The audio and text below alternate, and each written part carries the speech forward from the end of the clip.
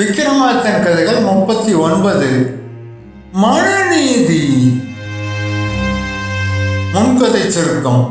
தன்னுடைய முயற்சியில் சற்றும் தளராத விக்ரமாதித்தன் அந்த நள்ளிரவு காரில் சுடுகாட்டில் இருந்த பிணமரத்தில் ஏறி அதிலிருந்த வேதாளத்தை பிடித்து தன் தோளின் மீது போட்டுக்கொண்டு நடந்தான்.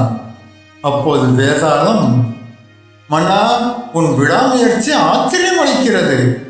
உனக்கு பயணக்கலைப்பு தெரியாமல் இருக்க மனுநீதி பற்றிய ஒரு கதை சொல்கிறேன் கேள் என்று கூறத் தொடங்கியது. முன்னொரு காலத்தில் நரசிங்கபுரி என்ற நாட்டை நீதி வழுவாமல் ஆட்சி செய்து வந்தான் மன்னன் நீதிமாறன். அவன் மனுநீதி தவறாதவன் என்று மக்களால் போற்றப்பட்டவன். ஒரு முறை அவனது நீதிமன்றத்திற்கு ஒரு சிக்கலான வழக்கு வந்தது. தெருவில் கிடந்த ஒரே ஒரு தங்க காசை 3 பேர் தங்களது என்று உரிமை கொண்டாடினர். முதலாவது நபர் சொன்னான், இந்த காசு என்னுடையது. என் தாயின் அவசர மருத்துவ செலவிற்காக நான் வைத்திருந்தேன். வழியில் தவறி விழுந்து விட்டது. இரண்டாவது நபரோ, இது நான் 1 மாதமாக கடினமாக உழைத்து சம்பாதித்த கூலி.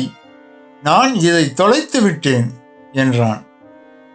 மூன்றாவது நபர், இந்த காசு எனக்கு கிடைக்காவிட்டால் வாங்கிய கடனுக்காக என் சிறு மகளை கந்துவட்டிக்காரன் அடிமையாக்கி கொண்டு விடுவான் என்று கண்ணீர் மல்க கூறினான்.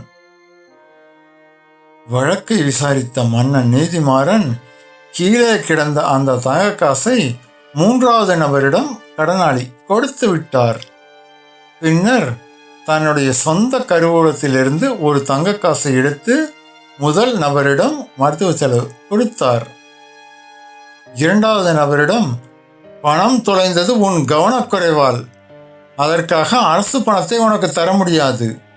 ஆனால் உனக்கு நான் அரசவையில் வேலை தருகிறேன். நீ மீண்டும் உழைத்து சம்பாதித்துக்கொள் என்று கூறி அனுப்பிவிட்டார். கதையை முடித்த வேதாளம் கேட்டது, விக்ரமாதித்தா, மன்னனின் இந்த தீர்ப்பு உண்மையான மனுநீதியாகுமா அல்லது வெறும் அனுதாபத்தின் அடிப்படையில் வழங்கப்பட்ட சார்பு நிலையான தீர்ப்பா? விடை தெரிந்தும் நீ கூறாவிட்டால் உன் தலை சுக்குநூறாக வெடித்துவிடும்.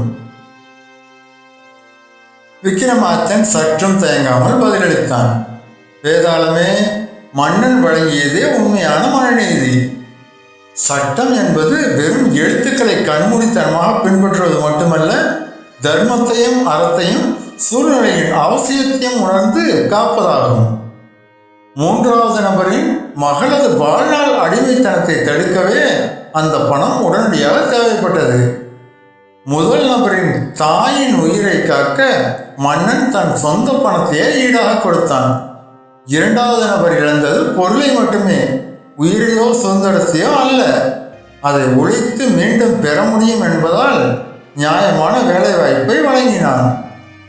அறத்தின் அடிப்படையில் வழங்கப்பட்ட இதுவே தலை சிறந்த நீதி. சரியான விடை விக்ரமாதித்தா. ஆனால் நீ வாய் திறந்து பேசிவிட்டதால் இதோ நான் மீண்டும் உன்னிடமிருந்து தப்பிக்கிறேன் என்று கூறி வேதாளம் விக்ரமாதித்தனின் தோளிலிருந்து நழுவி மீண்டும் பிணமரத்தின் உச்சியை நோக்கி பறந்து சென்றது. கதை பிடிச்சிருந்தா இந்த சேனலுக்கு சப்ஸ்கிரைப் பண்ணுங்க, லைக் பண்ணுங்க, கமெண்ட் பண்ணுங்க. தேங்க்யூ.